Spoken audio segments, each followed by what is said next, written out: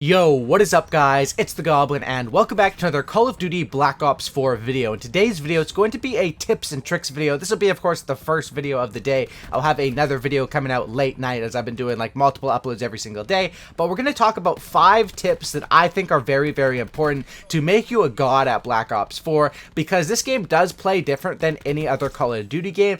And especially when a game is so early in the life cycle, there are some things in this game that are kind of overpowered or good that may or may not get patched in the future, but you can sort of, use the best class setups, use different stuff like that, and if you take these tips and apply them to your gameplay, you will definitely improve at this game. So if you guys could drop a like on this thing, let's go for 1,500 likes. That'd be amazing. Smack that like button, subscribe to the channel if you guys are new as well. On that road for 1 million subscribers during Black Ops 4, so I appreciate all you new subscribers, as well as you guys that support all the different videos. Drop a like, let's go for 1,500, and let's talk about it. So on my notepad, I have written down 5 different tips that I think some of them are good that apply to every single COD, but the majority of them apply to this specific game because this game is played a little different. So let's talk about it. First one is aim down sights around corners. Now, I want to start it off with something that's a very simple and easy tip, but I think is one of the most important tips in this game, and especially because I always say aim down sights around corners is like the biggest tip in Call of Duty to be ready for a gunfight before the enemy player.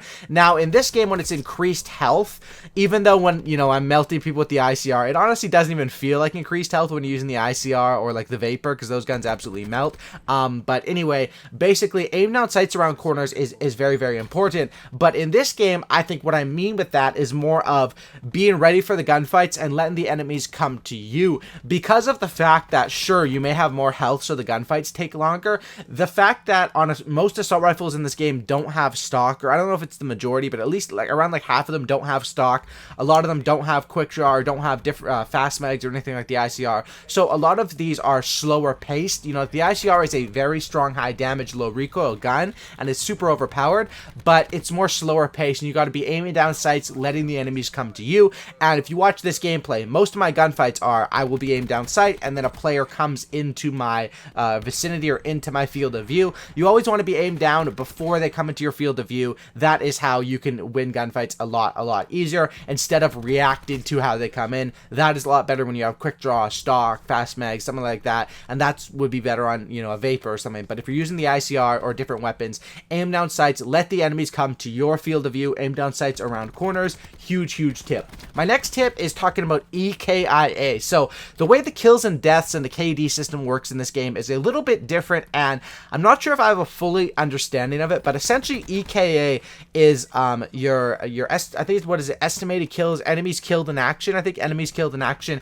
and what it is it's your kills, of course, but it also counts your assists. Now, it doesn't count assists like if, I use a UAV and I get a vision pulse assist or a UAV assist. It doesn't count those, but I believe it does count any assist where you put any sort of damage in with your gun, or with you punching the enemy, or anything like that. Any sort of damage you put into the enemy with your gun will count as an assist, which will count as essentially every single assist counts as kills, because EKIA is split together. And that's why a lot of people have like a very high KD in this game compared to previous CODs, because your EKIA is probably about, if you play a team-based game mode, about 0.5 above what your actual kill-death ratio is. So what that means is you should understand that, and EKIA, sure, your stats might be inflated like everyone else's is, but how you can use this to improve at the game is to understand, once you put bullets into an enemy, it doesn't matter if your teammates steal your kill, if you're playing with a party and they steal your kill, it really doesn't matter, because once you put that bullet into them,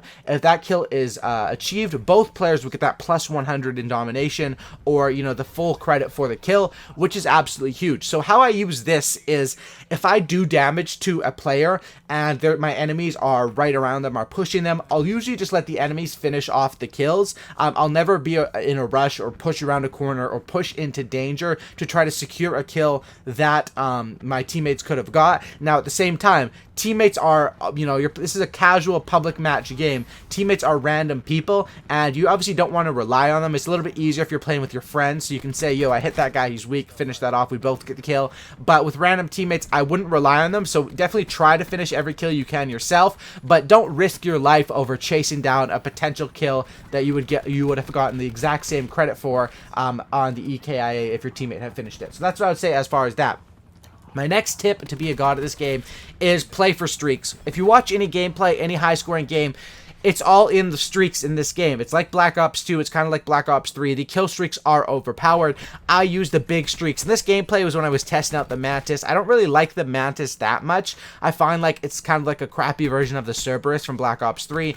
And unless you're operating it yourself, if you're just like letting it be AI controlled, it's not that good. If you're operating it yourself, it can do great. But the strike team are absolute gods. You can control them where they go simply by pressing square, or I think it's square, and sort of bossing them around the map. They're absolutely monsters. The attack helicopter might as well have been called a Pavlo in this game. It's so super duper strong. And then the Thresher, the gunship, which is like the AC-130. The Thresher is sort of like a Warthog or something like that. It sort of bombs it in air, like pretty much the whole side of their map like 3 times. Play for streaks. Streaks are good in this game. And that's weird to say, considering the past couple COD streaks had absolutely sucked. Even, you know, something like a UAV, a counter, Hellstorm, Lightning Strike, they're all very good in this game. And while streaks are traditionally more points and kind of hard to obtain, you would think, by looking at the points, including these things such as, you know, when you use your specialist, for example, when I heal everyone, or when I drop an ammo pack, or when I use my recon full ultimate abilities for specialists, those gives you points as well. And of course, it's score streaks, so those all count up. Kills counting, or assist count as kills, all those EKIs count towards. And even though streaks are more points to get, they are, I guess, decently hard to get in this game. But if you play right, you play the playstyle like I'm talking about with EKI A, not pushing things you don't have to, aiming down sights around corners, letting enemies come to you, I think playing for streaks is the way to get good gameplays in this game. And you'll see me talk about that in previous games, or previous videos. Next tip is, as this game right now, and whenever a game first comes out, the balance isn't usually at the best. Especially, you know, not especially a Treyarch game, but just any Call of Duty game. Treyarch is known for always updating and changing the meta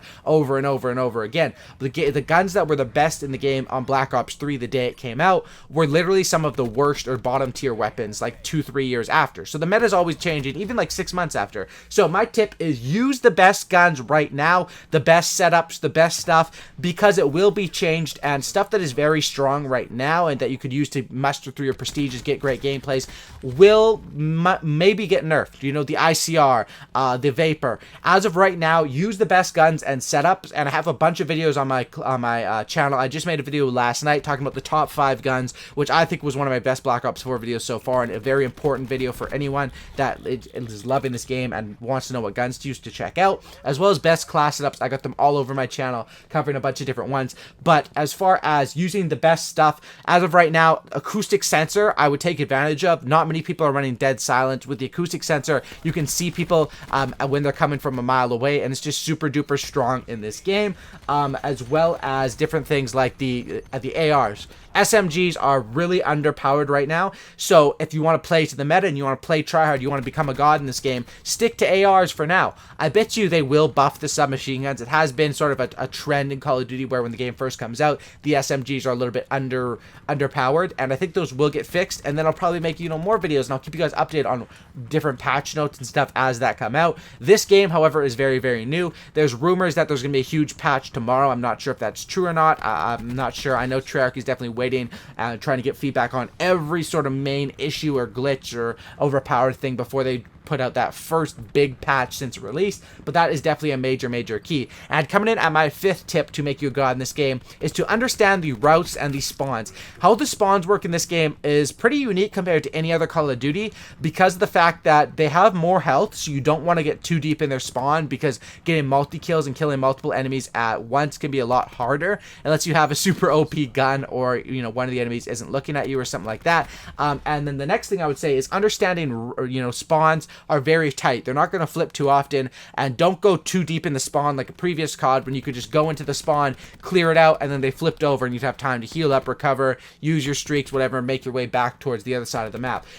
The spawns are too strong in this game. I would not push super deep into them, especially since SMGs aren't very strong. And understanding routes. Once you master a route, you know, your rush routes off the start of the game, and just areas you sort of want to patrol. I consider this a patrolling sort of COD, where you can, like, look at how I'm playing right now. I'm up in their face, but I'm not way back in the very back of that A spawn. I'm patrolling and sort of waiting for them to come to me. I'm applying all these tips that I'm talking about, and it works out well for a nice gameplay here. You can see when I get a little little bit closer, I realize, oh my gosh, they're spawning on me, and that's when I'm like, I need to get out of this spawn system, and I do my best to try to escape. I'm not sure if I make it out or not, but this was also towards the end of the game, so I was just playing complete aggro for any kill I could get towards the end of the game. If that was early game, of course, I would have tried to preserve that streak a little bit better. Anyway, drop a like, subscribe if you guys are new, smack that like button. I will see you guys in the next video later tonight, and thank you for all the support. If you guys made it till this far in the video, subscribe, drop a like, and have a great day or night whenever you guys are watching this, and I'm out.